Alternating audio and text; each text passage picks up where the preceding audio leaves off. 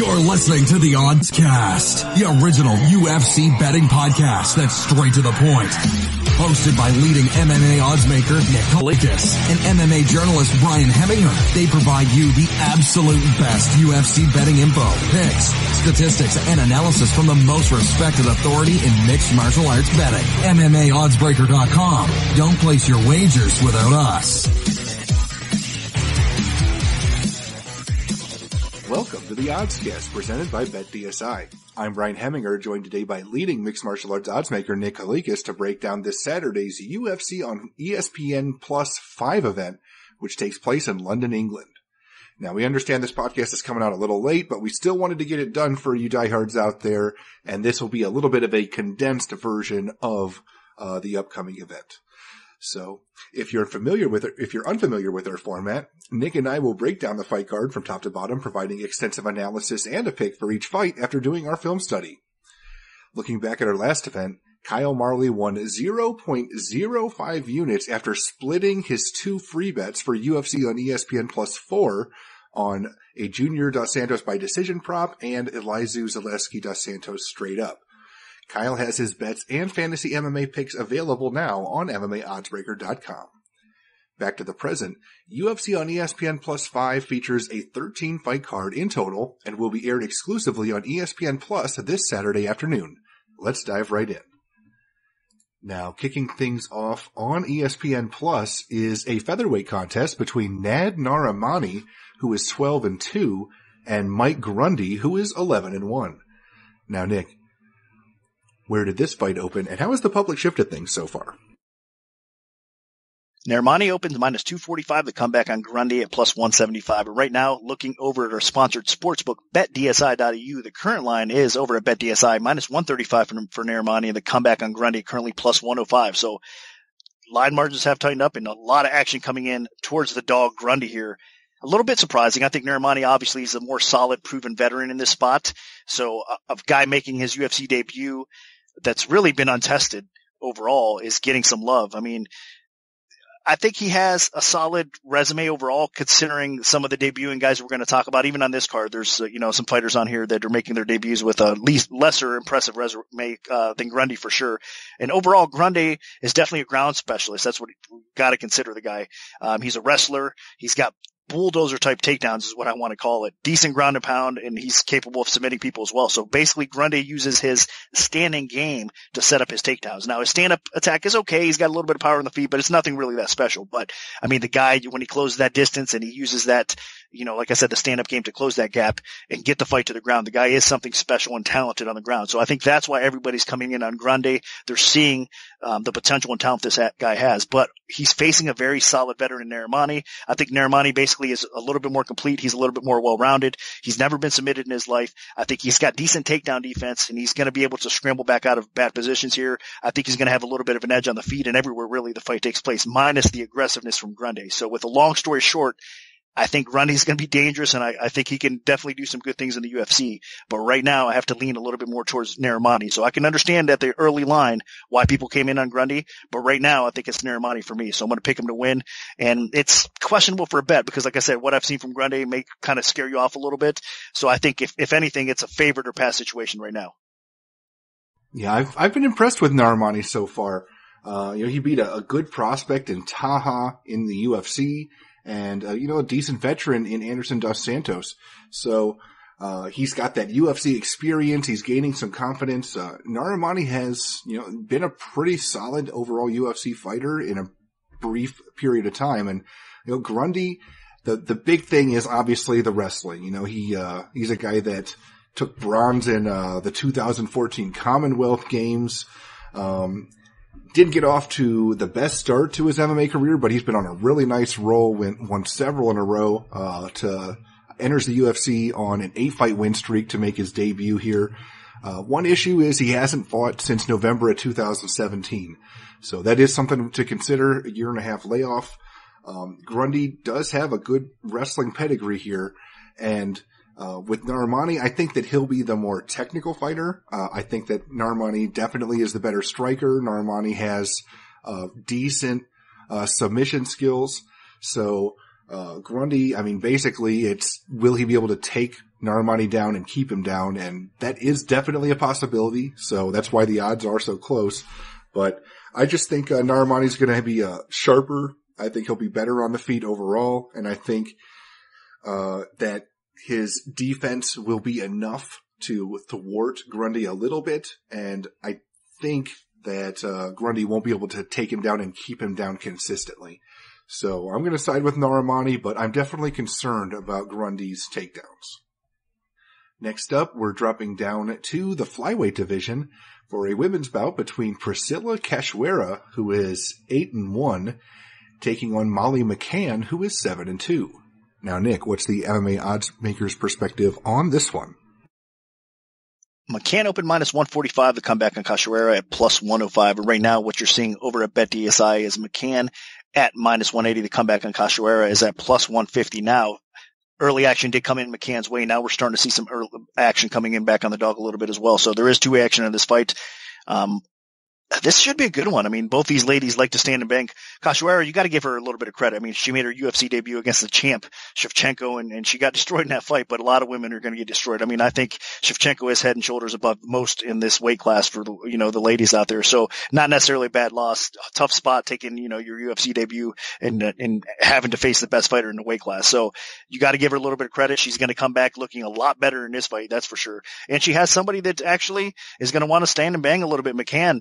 I mean, McCann is definitely a very solid fighter. In her debut, you got to kind of give her a little bit of credit as well. She's not as bad as she looked in that spot because, I think her kryptonite is definitely the ground game.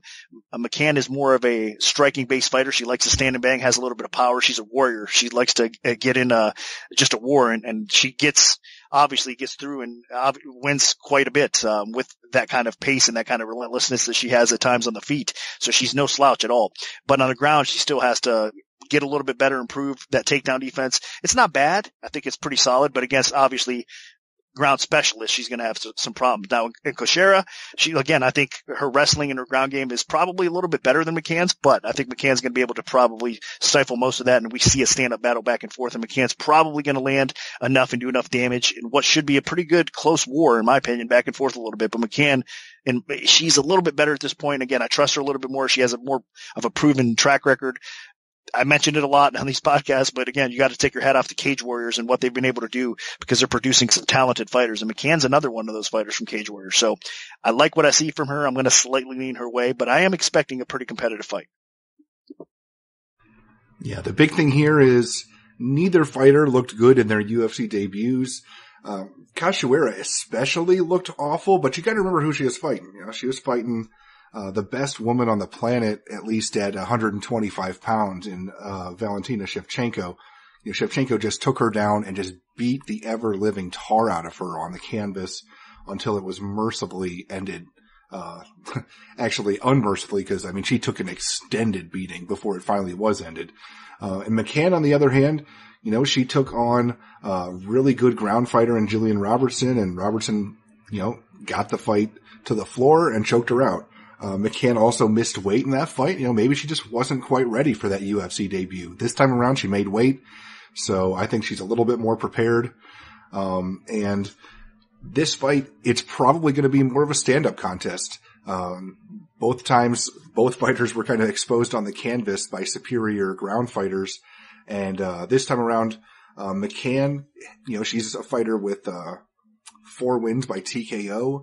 And Cachoeira, she's a little bit more of a striker as well. So I think this will be a fun stand-up contest. I trust McCann's stand-up a little bit more. I think she has a little bit more power, a little bit better technique. I think Cachoeira is a lot better than people are going to expect just because of how terrible she looked, because you just have to remember who she was fighting. And I think a lot of people would look really bad against Valentina Shevchenko. Maybe even Jillian Robertson, who beat McCann, would look bad against Valentina Shevchenko. So I think this fight will be competitive. I think Cachoeira will surprise some people. She could win this fight. I think Cachoeira is definitely not just some bum. She was 8-0 entering the UFC, and this time around. McCann, though, I have a little bit more trust in her. She had a good run in the Cage Warriors promotion, and she has beat some decent competition.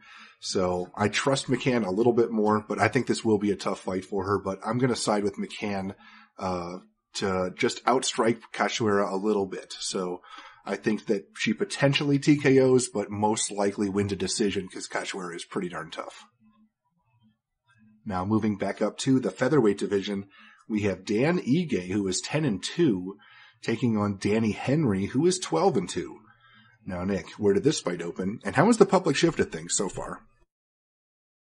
Henry opened -135, Ige -105. Right now over at BetDSI, we're seeing -135 for Ige, and Henry's at +105, so line flipped.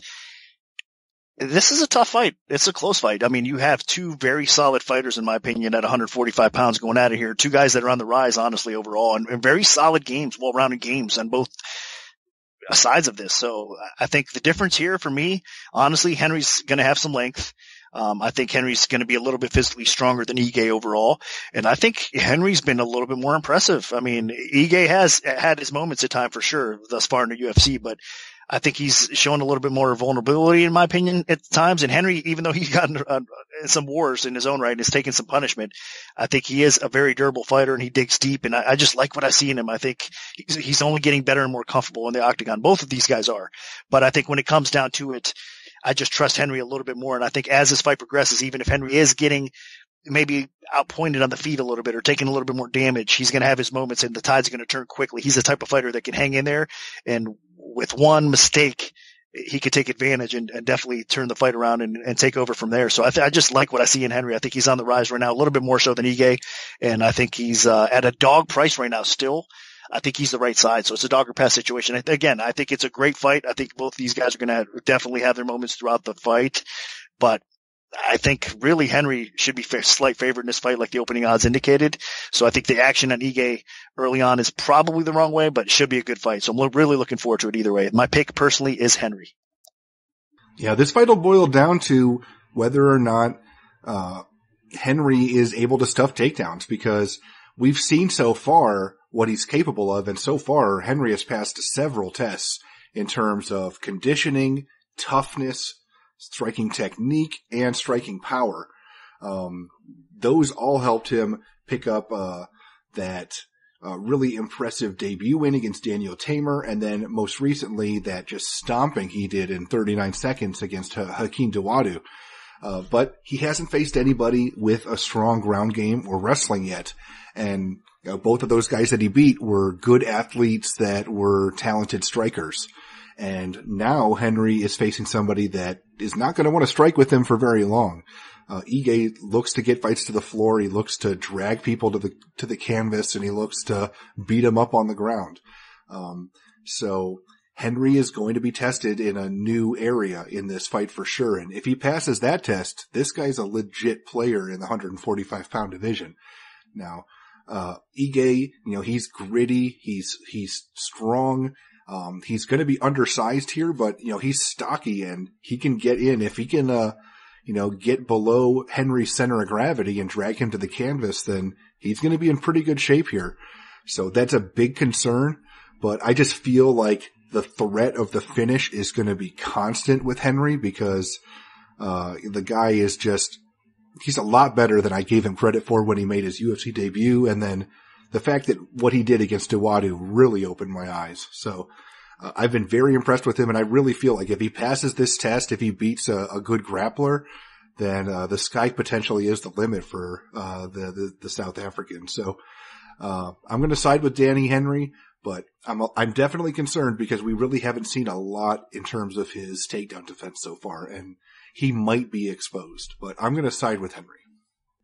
Now, moving up to the middleweight division, we have Tom Breese, who is 11-1, taking on Ian Heinisch, who is 12-1. Now, Nick, what's the MMA Oddsmaker's perspective on this one? Breeze opened up -160, the comeback on Heinisch at +120, and right now what you're seeing over at BetDSI is -120 for Breeze, comeback on Heinisch at -110.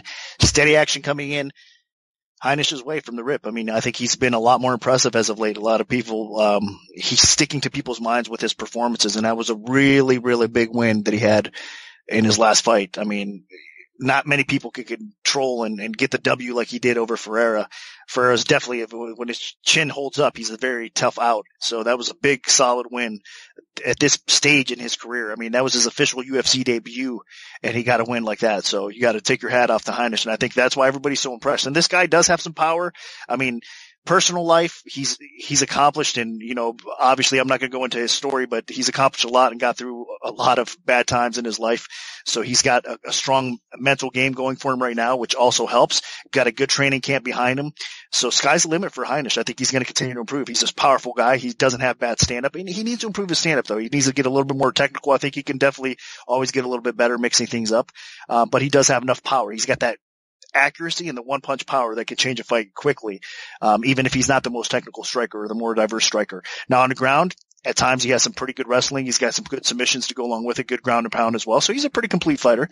That submission defense did get exposed one time, but outside of that spot, I think overall he's shown some pretty good ground awareness overall, but he's going to have to use that against a guy like Breeze. I think Breeze overall is just really a more technical fighter. He's going to have an edge here as far as length goes. He's a southpaw.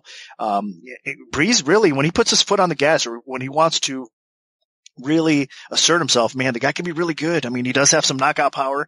Obviously, he's proven that now. It looks like the move up to 185 has been a good one for him as well. So there's a lot to like about Breeze, but I think he's been obviously a little inconsistent with his performances, and at times he looks like he's just not into the fights, or he lets his opponents dictate the pace enough, and he doesn't put his foot on the gas. So that bothers me with Breeze a little bit. But technically speaking, he's a better fighter. I think he's more sound in the submission game over Heinisch as well. So I think anywhere the fight takes place, Breeze is going to be game, and he's going to be a threat to Heinisch. So this has been a tough one, honestly. It's been a fencer for me. I know a lot of people are coming in Heinisch's way, and I can understand and respect that. But I think I'm going to go against the grain here, and I'm going to pick Breeze to actually get the W here. I'm going to keep the faith, and I think he's just the better fighter. I think he's just a more talented fighter. Now, he needs to prove that, and he needs to, like I said, stay consistent and keep his foot on the gas and perform at a high level, and he can get this fight done. If he doesn't show up, he's going to lose this fight, and Heinisch is going to get the W here. So tough one, but I'm going to pick Breeze to win. And I completely understand picking Breeze here because he is the more technically sound striker. He has a solid jab. He's going to have some reach advantage here. He's 4 inches taller. So, and that stuff really does matter when you have technique factored into the equation. And Breeze does have excellent striking technique. He showcased that throughout his MMA career. The Cathal Pendred fight stands out, and then most recently the Dan Kelly fight in his debut at 185. So I definitely feel like Breeze will have an advantage as long as he keeps this fight technical. But will he be able to? Because Ian Heinisch is, you know, he's called the Hurricane for a reason. He is very aggressive. He moves forward. He puts a lot of pressure on his opponents. And if Breeze can't keep him at bay with a good jab, then I think Heinisch could get inside against Breeze and do some damage. Maybe not, you know, dropping him or anything, but activity rate is going to be a factor. Breeze is going to be swinging haymakers at him to close the distance, and then Heinisch will be swinging the haymakers to close the distance, and Breeze will be trying to fend him off with a jab and some 1-2 combinations. But if those don't work, then Heinisch is going to get inside, and he's going to do some damage on the feet and potentially look to get this fight to the floor. And while Breeze is actually a very accomplished ground fighter as well, so was Fahea, and Heinisch was, you know, okay in that fight, didn't avoided submissions. He did a really good job. So I'm actually thinking that Heinisch's aggression and pace and activity rate and everything are going to be a factor here because, you know, as technically sound as Tom Breeze is, he also has a bit of an issue with allowing his opponents to dictate things. I mean, it happened in the Nakamura fight. He had to actually win the 3rd round to win that fight. And then, you know, it was a close fight that probably could have gone his way, but he ended up losing a split decision to Sean Strickland because, again, he just was not picking up the pace. His activity rate was low. And, you know, judges aren't the best, and they can be confused even if you are the more technically sound striker. So even though I do feel like Breeze is better technically than Ian Heinisch, I think that the guts and pace and activity and aggression and pressure from Heinisch might be able to overcome that and allow Heinisch to win a decision. So I'm going to side with Ian Heinisch. I think he wins a decision. Now, moving up to the light heavyweight division, we have Saparbeg Safarov, who is 8-2, taking on Nick Negu Moreno, who is 9-0. Now, Nick, where did this fight open, and how has the public shifted things so far? Negu Moreno opened at minus 215. The comeback on Safarov at plus 165. Right now, over at BetDSI, Negu Moreno is at minus 160. The comeback on Safarov at plus 130. This is a tough fight in a lot of ways because I don't think I could trust either guy here. Negu Moreno, he's one of those guys I was talking about earlier with a padded record. He's 9-0, but he's a can crusher. This is by far the best guy he's ever faced in Safarov. So you got to know that right away. He's taking this fight on short notice. I mean, you can't trust his conditioning. He's never been in deep waters. I mean, neither one of these guys has ever been in a 3-round fight. So that tells you something right there. This fight is probably not heading to the scorecards. We're going to see it finish. That means there's a lot of lack of defense here as well on both sides, honestly. Now, Negu Moreno, again, he's undefeated. So he hasn't experienced a loss yet, but still, with the people that he's faced, again, with a huge step up in competition, Safarov has at least proven to us that he's a warrior. I mean, the guy's tough as nails. He is a little bit fragile at times. He does get beat up in fights, even though, he hangs in there tough. So you can't really trust him either. But I think out of what we've seen thus far, you have to side with a guy that's been through harder competition that you think, even though he's 0-2 right now in the UFC, I mean, this is kind of a step down for him in competition, whereas, vice versa, it's a step up for Negu Moreno. So, I don't know. This is tough. Like I said, you can't be confident either way here. So my pick personally is the dog here. It's a dog or pass situation for sure. So I understand why the early action came in on the dog, and it's still a dog or pass in my opinion as well. So Negu Moreno might come out here and surprise us all, and I wouldn't be surprised. I mean, because at times, even if they are can crushers, they do have abilities because this guy is definitely capable of submitting people. He's capable of knocking people out as well. And you got to also watch out, I should say, for his suplexes because the guy has power that, the kind of power at times that he could just pick you up and just slam you in your head and have success that way. But again, take it for what it's worth because those are all low level competition that he's faced. And this is definitely a step up in making his UFC debut, like I said. So with all that said, I don't trust Safarov, but I'm going to pick him to win this fight. Yeah, Negu Moreno has not just faced bad competition, he's faced atrocious competition in his career so far. There's one guy in particular, Yuri Gorbenko, that he faced just a year and a half ago, October 2017. Guy is on a 21 fight losing streak right now, 11-47 overall. He's been finished 38 times. 38 times. And guess how Negu Moreno beat him? TKO retirement at the end of the second round. Everybody else that he's faced is beating him in like 40 seconds. That right there just tells me Negu Moreno is still very raw and inexperienced. And I really feel like, even though Safarov has not been the best in the UFC so far, I just don't think Negu Moreno is experienced enough or technical enough to take advantage of Safarov's flaws. Safarov can get outstruck by a better overall technical striker. He had a competitive stand-up fight against Volante. I mean, they both hurt each other pretty badly, but Safarov hurt his leg in that fight, and that really slowed him down. And then obviously Pedro took him down and choked him out, or Kimura, in that fight. So I just don't see Negu Moreno taking Safarov down and submitting him, and I think this fight will probably be on the feet, and Safarov's pretty dangerous. He's got some power. He's tough. And, as Nick mentioned, this is by far the best opponent Negu Moreno's faced in his career. So, as far as Safarov's concerned, UFC was probably hoping that he was going to lose because they initially had him, in here against Gokhan Saki, but Saki got hurt.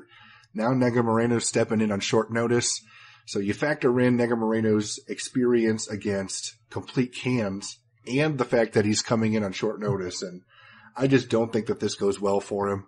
I think that he definitely is, stepping in against somebody that is too good too soon in his career.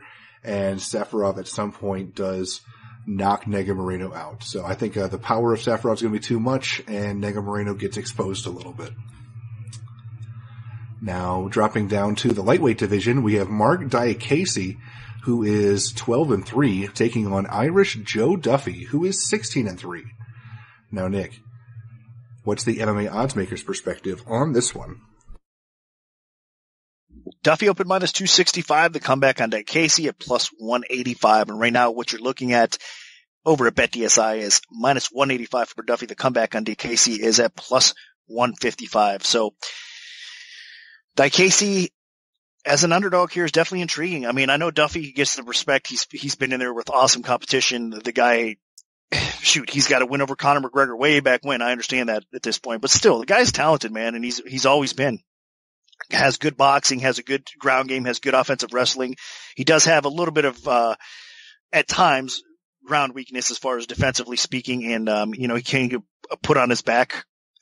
Obviously, Dustin Poirier was able to utilize some wrestling against him, but that said, overall, man, he has the advantage over most people. But what I think I've seen from him lately, though, is a little bit of a decline, and it's sad. He's only 31 years old, and he's faced high-level competition. Again, he's a high-level fighter, but I don't know, even in his wins against Madadi, against Clark, I mean, obviously against Clark, you can't really take much from it because it was so fast, but Madadi, even in that fight there, I mean, Madadi's an aging fighter. I don't know, to me, Duffy could have looked better in that fight as well. And then obviously he was looking okay early on against Vic, and then he ended up losing that fight. So he's coming off a loss. There's something not right in my opinion, just with Duffy. And even though he's a very talented fighter, I don't trust him at this point. And I think Casey, even though he's coming off of a 3-fight losing skid, I think he's actually improving. As crazy as it sounds, I think he's on the rise. He's getting better in his fights. Even in losses, he's faced some really good competition.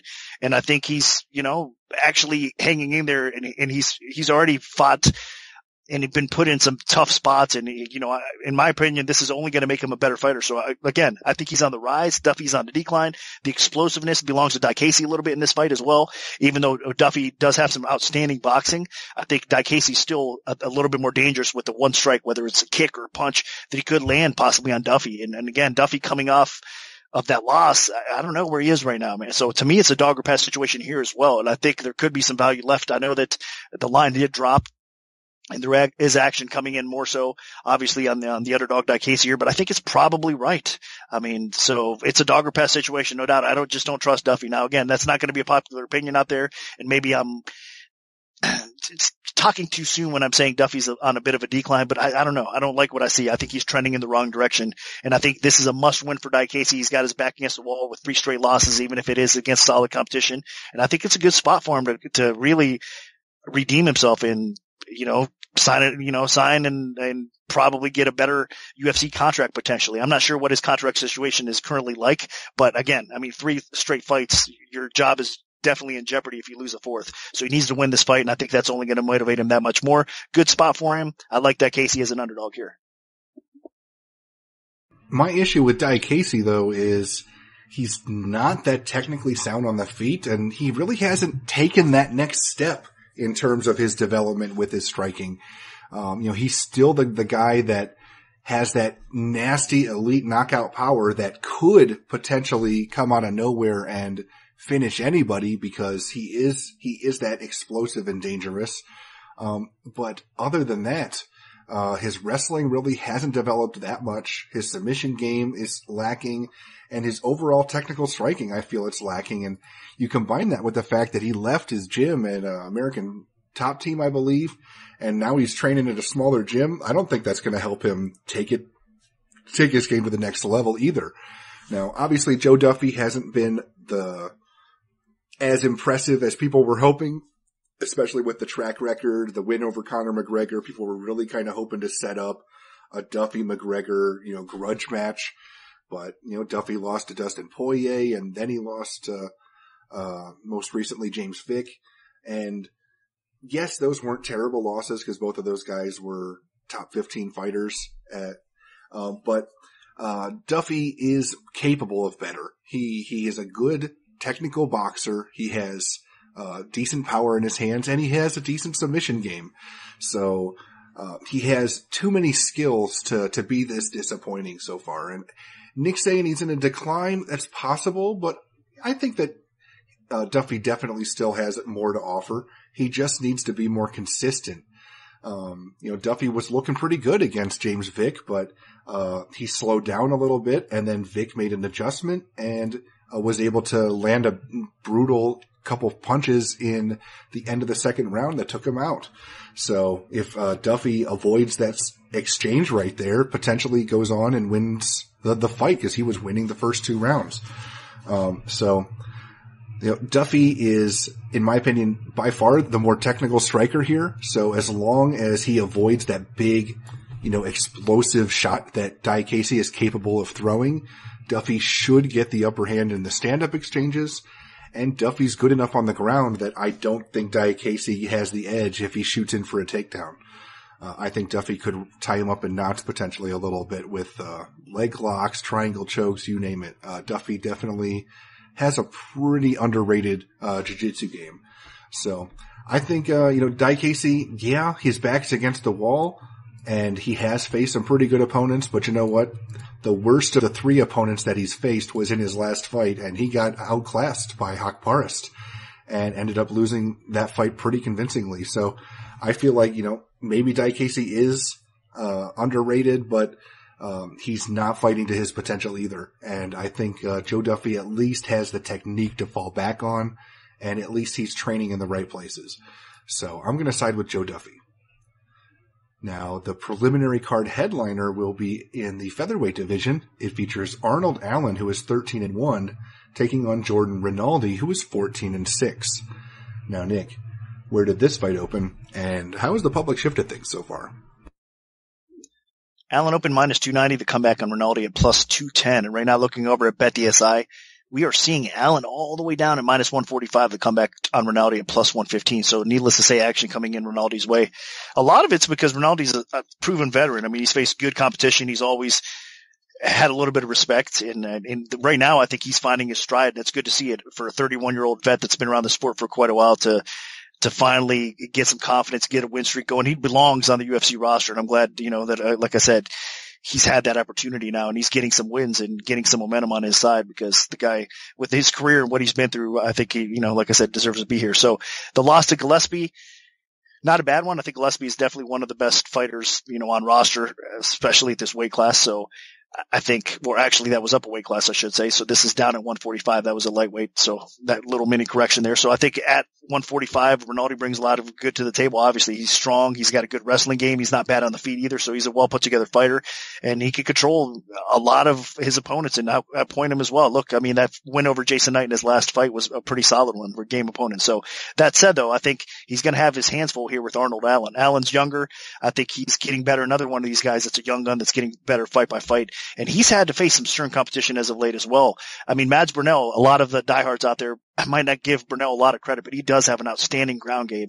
So to get through that, there's, some tough spots against a very good grappler like he did and get the W there, especially late in that fight, that's very impressive in my opinion. And again, same thing against Americani. Americani has very good wrestling, very good ground game, tough to kind of grind at times, and Allen made it through there. So I think all those fights that he's had to grind out and pull out some very difficult victories is going to matter here. And I think on the feet, he's going to be a little bit more dangerous compared to Rinaldi. I think he's a little bit more durable. I trust his sub defense as well. So there's more to like with Allen. So I think the early action, I understand it was such a high price. I get why people came in on Rinaldi. He could possibly control this fight and steal a decision, but I think what's going to happen here is Allen is going to end up, even if the fight's a little bit tight at first, he's going to end up finding his momentum and his groove and probably finishes Rinaldi. I mean, I think that's going to be one of those type of fights where out of nowhere we see Allen just having a successful finish. So I think if he hits the cards, Allen's capable of winning that way too, but I think it's more so of a finish for me in this one. So the pick is Allen. I'm going against the overall opinion here on Rinaldi, and I think people are underestimating the ability this young guy has. Arnold Allen has been pretty underrated so far in his UFC career, so I'm a little surprised that the odds are going towards Rinaldi, but it's also a what have you done for me lately type of thing going on, and the fans remember that Rinaldi dropped down to 145 pounds and had a strong debut against Jason Knight. What they forget is at 155, Rinaldi went 1-2 and got the brakes beat off of him in his last lightweight fight. But Allen, on the other hand, he's gone 4-0 real quietly in the UFC. And I really feel like this guy's capable of making a little run. The problem with Allen is he just hasn't fought consistently. He's been in there, but he's only fought once per year so far. He just has not been able to stay healthy and get consistent fights back to back. And potentially this is an opportunity to get things rolling a little bit in 2019. Now, Allen has the better ground game, I would say, at least in terms of submissions. He's picked up 2 finishes in the 3rd round of his fight so far in the UFC. One of them was the come from behind variety. So, Allen is definitely a fighter with strong conditioning, some good heart, and can turn it up a notch when he needs to. And that's going to be important here. And then on the feet, I'd say Allen is the better striker as well. Rinaldi's really not known for being that good of a striker. And I think Allen, at 25 years old, significantly younger than Rinaldi, and should be able to take the fight to Rinaldi on the feet. And if this fight goes to the floor, and I'm not shocked if it will, because Rinaldi, the best strength he has in this fight is the fact that he is a pretty good wrestler. And if Rinaldi goes to his bread and butter and takes this fight to the ground, he might be playing with fire, because obviously Allen does have some good submissions and grappling skills. So I will say that Rinaldi is going to be physically powerful. I mean, having fought at lightweight for a majority of his career, I think Rinaldi will be dangerous here, but I favor Allen. I really think that the younger technical prospect has the edge in a lot of areas that Rinaldi could be exposed, the striking and the submission. So realistically, the only way Rinaldi wins is if he gets Allen down consistently and keeps him down and avoids submissions. I don't really see Allen getting TKO'd or anything by a good wrestler that's able to pin him down and start dropping bombs. So I just don't see Rinaldi keeping Allen on his back for 2 out of 3 rounds and not getting caught at some point along the way. So I'm going to side with Arnold Allen, and I think he gets the job done. Now, this takes us to the main card, which kicks off in the 185-pound middleweight division. We have Jack Marshman, who is 22-8. He did miss weight for this fight, and he's taking on John Phillips, who is 21-7 with 1 no contest. Now, Nick, what's the MMA oddsmaker's perspective on this one? Marshman open minus 175. The comeback on Phillips at plus 135. Right now, looking over at BetDSI, we are seeing Marshman at minus 145. The comeback on Phillips at plus 115. So line margins have tightened up a little bit. 2 action is coming into this fight. A little bit of early action on Marshman. Now we're seeing more action on Phillips as well. This should be a good fight. I'll tell you what, this is going to be a fan-friendly fight. Both these guys can stand and bang. Both these guys have a lot of knockout power, and both these guys are warriors. So they come to fight, and I think they like to stand and exchange as well. Now, it's going to be interesting to see who shoots for the first takedown, because I think if anything, Marshman has a little bit of an advantage on the ground, obviously. But that said, again, he's a pretty good striker. So I think back and forth these guys will go. I think Phillips, you can't count him out exactly on the ground. Obviously, he's capable of pulling off some submissions, but make no mistake about it. I mean, for Phillips, it's all about his knockout power, and he can deliver quite a bit. I mean, even though he lost his last fight, he definitely had his moments against a very good opponent, Kevin Holland, as well.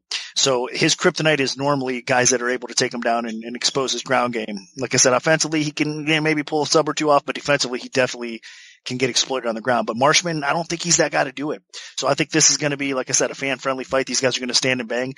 And if they're going to be exchanging, I have to side with Phillips. I think he's got more pure knockout power, and I think he's going to be the one that's a little bit more durable on the feet here in this spot. So for me, it's going to be a fun fight, but I got to side with Phillips because of his pure knockout power. So it's still a dagger pass situation, in my opinion. This fight is definitely going to be entertaining as long as it stays on the feet, because both these guys are sluggers. I mean, John Phillips, his nickname's the Welsh Wrecking Machine. He has 18 of his 21 wins by knockout. So you know what he's looking to do. And, Jack Marshman is a pretty good boxer with some heavy hands. And he's primarily tried to keep fights on the feet in the UFC, and 13 of his 22 wins have been by knockout. So somebody is probably getting knocked out in this fight. But if Jack Marshman was smart, had really good fight IQ, especially because both of these guys are coming into this fight on 2-fight losing streaks in the UFC, and their careers to be on the line. If I'm Marshman, I go to the ground game. I mean, it's not a massive strength for Marshman, but he definitely is capable on the ground because he does have 5 submissions on his record. And I think if you look at John Phillips, that is definitely an area that he can be exposed. I mean, Phillips, his last 4 losses have been by submission. He's lost 8 times, 5 times by submission total. So if Marshman really wants to secure a victory and keep his UFC career secure, that is definitely the smartest path to victory. Get this fight to the floor, utilize the ground game. It may not be as entertaining, but that is definitely the smartest path to victory because standing and banging with John Phillips could be a recipe for disaster. Both these guys are talented strikers. Both these guys have a lot of power. But if it's a pure stand-up fight and Marshman does get suckered into a brawl, Phillips probably could get the edge here. I mean, the guy just has nasty, nasty power and heavy hands. So in a pure stand-up fight, I will favor John Phillips. But since this is MMA, I think that Jack Marshman, the fact that he wants to stick around in the UFC should be a factor. And I think that he does utilize the ground game and take it to the floor. So I'm going to side with Jack Marshman. I think that he can hold his own on the feet long enough to find an opening to get this to the floor and submit John Phillips. Because Marshman does have a pretty good ground game, and I think he can surprise people here, especially Phillips with it. Now, dropping down to the welterweight division, we have Denny Roberts, who is 16-3, taking on Claudio Silva, who is 11-1. Now, Nick, where did this fight open, and how has the public shifted things so far? Silva minus 180, the comeback plus 140 on Roberts. Right now, looking over at BetDSI, you're seeing Silva at minus 150, the comeback plus 120 the other way. So line margins have tightened up and a little bit more action coming in Roberts' way. But again, this is another fight that's going to receive 2 action for sure. Well, actually, somewhat, because there's a lot of people that aren't going to, I don't want to say it the wrong way, but they're not going to care too much about this fight here, I think, overall. And the trend is to bet Roberts in this fight because Silva is just not a very popular fighter. He's a very inactive fighter overall as well. So he just doesn't get that respect from the diehards or the MMA fans out there. But I'll tell you what, man, if you look closer at this guy's resume, it's pretty impressive. Again, his inactivity does bother me for sure, but the guy is good at what he does best, and that's get the fight to the ground. And once he's on the ground, he can submit you. He can do some damage. He can control you. He's very good at out-grinding you as well. So Silva is no slouch on the ground. Again, I was just talking about his impressive wins. Talib in his last fight where he submitted him in the first round. Leon Edwards, who is fighting, obviously, as we know, in the co-main event of this card, he ended up narrowly getting by, but he ended up decisioning Leon Edwards. I remember that specifically because I was on Leon Edwards in that fight, and I was disappointed that I lost that fight. But credit to Silva, he did what he had to do to just edge it out over Leon Edwards. So the guy has some very quality wins, and I think very underestimated, and just that kind of game that he could be more of a one-trick pony, but he's enough of that one trick that he's so effective with it that it gets him by and it gets him wins. So he's so good at what he does. Roberts, on the other hand, of course, he's the more well-rounded fighter. I think he's a better striker by far in this spot. Obviously, you can't, doubt his submission skill either, but in this matchup here, I think there's no comparison to who's got the better ground game. Even though Roberts' game in most cases, and he'll have an edge against most opponents on the ground, not here. He doesn't. So his edge is keeping his fight upright and trying to pick apart Silva and beating him up really and just kind of pointing or finishing him as the fight goes here. But I think he's going to have difficulties here in this spot. So I think a lot of people are underestimating Silva. I'm going to go with him here, and I think there probably is some value still, even at that price, laying a small chalk on Silva.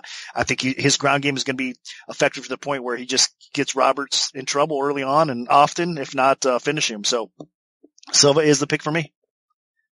Yeah, Silva, it's time for me to respect Silva. I've been picking against him throughout his career. I picked against him when he faced Leon Edwards 4 years ago. I picked against him when he most recently took on Nordine Talib. And he just goes out and he gets takedowns and he beats people. I picked against him when he faced Brad Scott in his UFC debut. So it's time to stop underrating this guy. He has good wrestling, excellent submission skills. He's not very good on the feet, but that doesn't matter if he can get fights to the floor, and that's what he's been able to do.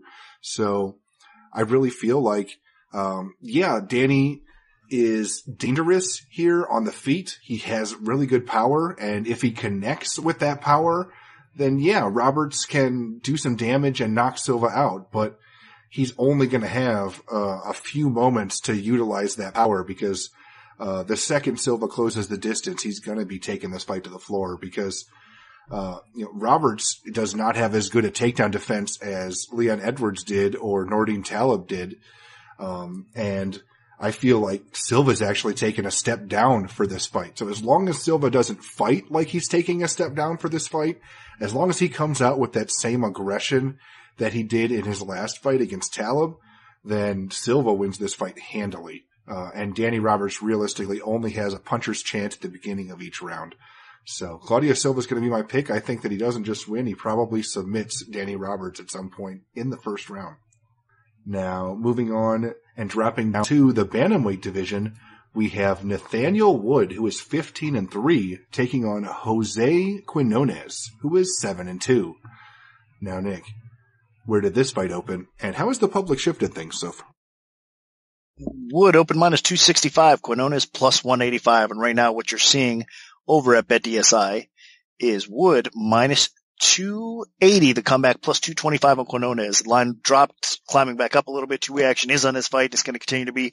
Quinones does get some respect, man. He's a warrior. Obviously, a former Ultimate Fighter, Latin America vet, and one of these guys that's honestly gotten better, gotten more confidence, and developed his game. So the Ultimate Fighter did him a lot of good. He wasn't able to win it, but making it to the finale, and like I said, it just gave his career a whole nother level, and he's actually performed really respectable overall. And again, he's a warrior. He's got a pretty solid ground game, good wrestling, not bad on the feet. He can be effective everywhere. He's just not this special anywhere. That's the problem with him. I don't think there's an area that you can say, man, I mean, he can definitely just dominate a certain area against most opponents. He can't really do that. So I think if anything, his best path to victory here is maybe getting Woods back, maybe getting him underground and trying to submit him here.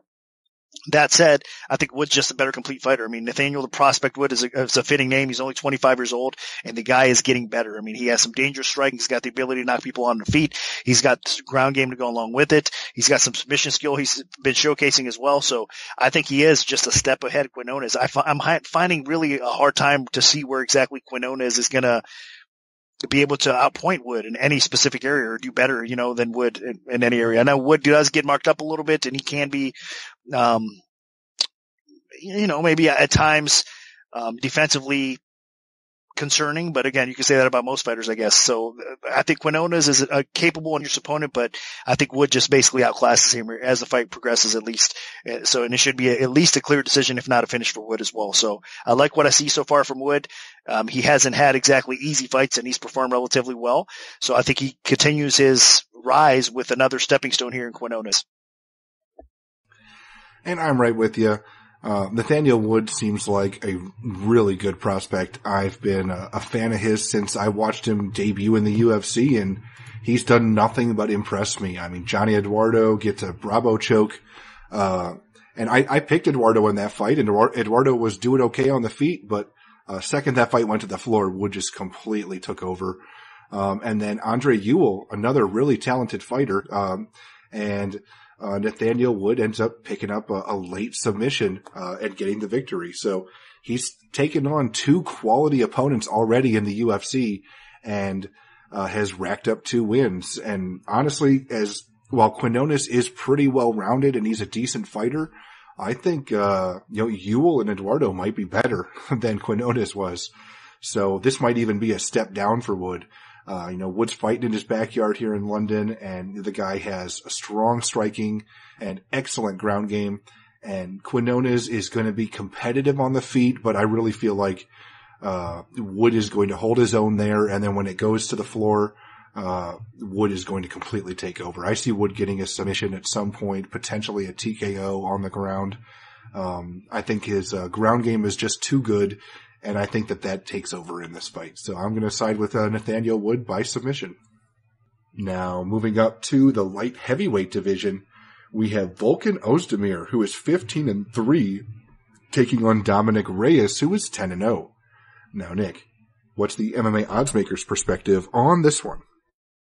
Reyes minus 215, Ozdemir plus 165 was the opener. Right now you're seeing Reyes at minus 230, the comeback plus 190 on Ozdemir. So a little bit more action coming in Reyes' way. This is another spot that's going to get two-way action for sure. Ozdemir obviously he made it to the top of the food chain, got a title shot, didn't go his way. And then obviously suffering, lost to Anthony Smith in his last fight, but still he made it to the top.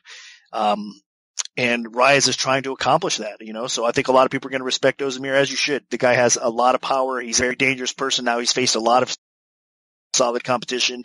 So he's an extremely good opponent for Reyes, which is, again, to talk about the hyped prospect, it's kind of Reyes here in this spot. Even though they're both the same age, Ozdemir's kind of been around the block a little bit longer, and he's faced, like I said, higher level competition throughout his career thus far. But that said, he is a dangerous fighter, but Reyes, I think, is obviously more dangerous as well as far as a whole. I think he has the more complete game as a fighter.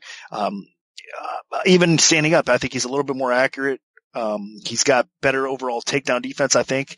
And I mean, like I said, I think he's been really impressive as of late, and he's getting only better fight by fight, more confident. And this is kind of one of those setups where they're feeding Ozdemir to him to get the quality win, to kind of continue to push him up that light heavyweight ladder and make him a real contender. So, Ozdemir to me is the kind of a front runner. He needs to get this fight done early. He is going to be dangerous, and it's possible for him. I mean, that's how he's going to win this fight. But as it progresses, I think Reyes is going to be too much for him as far as the complete game goes. And if he thinks Anthony Smith put it on him as the fight progresses, I think Reyes will do it easier, honestly, make it look a little bit easier. Also a concern for me, Ozdemir has been taking some damage. That nose, he took a lot of damage. He even said, I believe in his last fight, that he came back maybe a little bit too soon. He didn't let it heal completely. So I think that's something that's going to continue to be an issue. If he gets blasted and breaks that nose again, then he's going to be pretty much out of the fight from that point on. And with his breathing, his conditioning is going to let him down even more so. So there is concern. Like I said, Ozdemir to me is a front runner. So even his durability is a question right now. So I think he's kind of going to be taking a step backwards. And again, this is a spot for Reyes to take a huge step forward. So hard not to like Reyes in this spot. He has to be careful, but if he is, I think he does get the job done here against Ozdemir. Yeah, Ozdemir, could not have gotten off to a better start to his MMA career, or at least in the UFC, with just win after win after win against quality competition. But what really slowed him down, obviously, was losing the title fight, and then most recently, he got beat by Anthony Smith. Did not look good for him there, and it seems like he's been exposed a little bit. On the feet, a good technical striker can overcome Ozdemir's power and aggression, and then a fighter with a very good ground game can absolutely overwhelm Ozdemir on the canvas as well. So, and those are things that Dominic Reyes has. Reyes is a solid technical striker. He throws excellent combinations. He's long. He's going to have a reach advantage here, height and reach advantage, and a little bit longer with his legs. Reyes has excellent kicks as well. So, Ozdemir, is a little bit more reliant on his power punching. So Reyes could keep his distance with his legs. And then if this fight does go to the floor, Reyes has a pretty solid ground game. He's already picked up a submission in the UFC as well. So, I do really like Reyes here. I know that he hasn't quite been tested against the elite of the elite, but, he did, beat the brakes off of, Ovince St. Preux in his last fight. I thought he looked really good, this past October. So, I really do think that, Dominic Reyes is ready for a test of this caliber, and I think he's going to pass that test. Ozdemir has his flaws, and Reyes' skill set is in the area that can exploit those flaws. So I think Reyes' technique will help him outstrike Ozdemir, and I think Reyes' ground game, the ability to pull off some submissions, is going to help him potentially if this fight does go to the floor. So I like Reyes wherever this fight goes. I think it's the win. I think he stays undefeated, and he becomes one of the top contenders at 205 pounds. Now, moving on to the co-main event of the evening in the welterweight division, we have Leon Edwards, who is 16-3, taking on Gunnar Nelson, who is 17-3-1. Now, Nick, what's the MMA oddsmaker's perspective on this one? Edwards opened minus 130, the comeback on Nelson at minus 110. And right now what we're seeing is Edwards at minus 140. The comeback on Nelson at plus 110. Tough fight. Tell you what, very tough one. I've been a fan of both these guys for quite a while since they kind of made their UFC debuts each respectively. And I've been impressed, and I've been, like I said, a fanboy of kind of both because I think both of them have underrated abilities at times. Now people are starting to catch on. I mean, Edwards especially, what a good striker he is, what a good fighter he's become because his takedown defense has gotten to the point where he's a handful and he's got so much knockout power. He's got ability on the ground now as well, where he utilizes some of that with his wrestling in reverse. Offensively now, he's able to sub people. Edwards has just become a complete fighter. It's the knockout power before that you had to worry about. Now it's a little bit of everything. That said, against Nelson, obviously he's going to have a ground disadvantage, and he does not want to play the ground game with a guy like Gunnar Nelson. Now, Gunnar Nelson, on the other hand, he's been very impressive, obviously, throughout his career as well. Now, that said, he's had some issues as of late, though. I mean, obviously, coming off that loss to Ponzinibbio, he took some time off.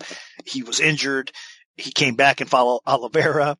That fight didn't go that well for him. He was lucky to survive it, but he did what he had to do. He showed a lot of toughness against Oliveira in that fight and came back and utilized his ground advantage in round 2 and got the stoppage there. So that was impressive because he showed the warrior spirit. But that said, he hasn't looked that great either. I mean, let's just call it like it is. So there's some question marks. Now, he's faced some good competition, but he's been getting hit. He's been getting rocked. I mean, that's not necessarily what you'd like to see in a guy like Nelson. So Edwards has that knockout power, and he's capable of obviously threatening Nelson in those same areas. If he can keep this fight upright, then he does have the advantage. Even though on the feet, Nelson offensively, he's not bad. He's got that kind of karate style, and he's able to point fight and strike effectively even with some power. So I'm not saying Nelson can't land, because I think in this fight, honestly, Nelson can have success on the feet, because Edwards, if anything, it's defensively at times where he is a concern as well. He does get tagged. He has been rocked in fights as well. So I think if it's a slugfest, obviously, if it's a striking duel, you're going to side with Edwards. But that said, what I'm trying to say is Nelson will probably hang in there, but he doesn't want to play that game either. So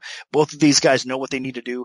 Edwards wants to keep this fight upright. He wants to do some damage and knock Nelson out. Nelson wants to get this fight to the ground as quickly as possible and utilize his strength, which is the ground. I think Nelson does find a way to get this fight to the ground, utilize that. And all it takes sometimes with Nelson is one back take or one mount position and you're done. So it is not an easy one, but it's a dog or pass situation when these guys match up in this spot. And honestly, Nelson should probably be the slight favorite in this position here over a very game. So with all that said, Edwards is going to have some size, a little bit over Nelson as well. And that might come into play here if he can, utilize that strength and size a little bit to keep this fight upright. Obviously technique's going to come into play, but that said, I don't think he's going to be able to do that. I think Nelson is going to find that takedown or two and probably have enough success by doing so to get him the W here. So dog or pass situation in my opinion, and I'm going to pick Nelson to get the win over Edwards.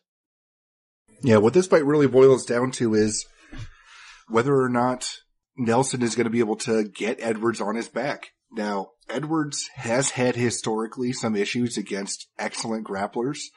You saw it when he took on Usman. You saw it when he took on Silva early in his career in the UFC. And he actually had responded really well. I mean, he improved his wrestling. He improved his overall offensive wrestling especially, and added that to his game. And he utilized that to get takedowns in fights and submissions in fights that a lot of people probably didn't think that he was going to win. So that being the case, I think if he utilizes his wrestling here and tries to take Gunnar Nelson down, that's going to be a huge mistake, because Nelson is so slick on the canvas and dangerous with his Brazilian Jiu-Jitsu and submissions and transitions and sweeps and you name it. Everything that Nelson does on the canvas is devastating. And he's, been working really hard to add a little bit more strength to his game, to add a little bit more fluidity to his takedowns, a little bit more explosion, because, Nelson is a terrific ground fighter. On the feet, he's okay. He's not amazing, but he has had his moments. He has some power. He has some explosion and speed. But defensively, Nelson is flawed a little bit on the feet. He doesn't push a high tempo on the feet, so I feel like he can lose rounds with the striking. But he can step in and land that big power shot that could set up a takedown or maybe drop Edwards. Edwards doesn't have the greatest chin, so he could be hurt. And Nelson could crack him with something quick and then follow it up and get a submission that way. But realistically, Edwards' best path to victory in this fight is to keep his distance, utilize his, I would say, overall superior offensive striking. I mean, Edwards did win a 5-round fight that was mostly in the stand-up against Cerrone. So, he definitely is a talented striker. He's and he can push a tempo, and obviously going 5 rounds, his stand-up and conditioning are fine. So Nelson, he's going to need to take this fight to the floor. I really do. Like, at some point, whether it's from hurting Edwards on the feet or shooting in for a takedown, he's going to have to take the fight to the floor, because I don't think Nelson is good enough in the stand-up to win a decision. And Edwards, while, he's been a little reluctant to really go for it on the feet, he might be able to hurt Nelson and finish him there as well. We saw Nelson get finished against Ponzinibbio. So, it's not out of the realm of possibility that Edwards could hurt Nelson on the feet and finish him there as well. So overall, I do think Edwards is the better striker, but I like Nelson everywhere else, in terms of that explosive, sneaky power, the takedowns, and the submission game. So I'm going to side with Nelson. I actually do think that he gets this fight to the floor and he submits Leon Edwards. Now, this brings us to the main event of the evening in the welterweight division. We have Darren Till, who is 17-1-1, taking on Jorge Masvidal, who is 32-13. Now, Nick, where did this fight open, and how has the public shifted things so far? Till minus 245, the comeback plus 175. But right now, what we're seeing over at BetDSI is minus 240 for Till, the comeback plus 195. So more action coming in Till's way, even though the line margins have tightened up. Till is the more popular side. Now, there is going to be two-way action always on this fight, because Masvidal as a dog is always going to be intriguing, and he really is in this fight as well. MMA math can come into play here for a lot of people and think that Till is just going to breeze right through this. Till ended up beating Stephen Thompson. Obviously, Thompson holds a win over Masvidal. Throw all that stuff. We've said it time and time again. Throw MMA math out the window. It doesn't matter, especially in this matchup, because I honestly think that Masvidal, even though these guys, all three of these guys are strikers, right? If you look back at that trio with Thompson that I was talking about. But they match up differently against each other. And I actually think for Masvidal, Till is a better matchup than obviously Wonderboy Thompson was, even though Till ended up defeating Wonderboy in a very controversial decision. But that's a whole other topic. That said, striker versus striker matchup here, man, it's going to be a fun fight. Till is going to have basically the advantage he has. He's got the size and the pure strength. I mean, he's the type of fighter that he has to cut a tremendous amount of weight. We've seen his weight cutting to 170 pounds. He's fighting at middleweight. He said potentially he will go up to middleweight, right? Where Masvidal has fought at lightweight, quite a few fights throughout his career. So physically speaking, Till's going to have definitely the size advantage and the power and the strength advantage. So he's going to have the pure knockout punch power as well. Till is a nasty striker. He's got a little bit of everything. He does have an offensive wrestling game to go along with, some submission skills as well. But obviously, if anything, it would be his ground game that needs a little bit more work. With that said, Masvidal is a gamer. He likes to stand and bang. He likes to fight. He has a pretty good ground game, uses wrestling in reverse at times. He has a submission advantage, I think, over Till in this spot here as well. But will he have the wrestling to get Till down? To try to maybe surprise Till? I think he might attempt it a time or two, but I think what we probably see is this fight play out on the feet, and it should be a fun fight. Now, that said, I'm not counting Masvidal as much as everybody else. I think it is a dog or pass situation. I think Masvidal will have success on the feet against Till, even if he is a smaller fighter who have a little bit more speed.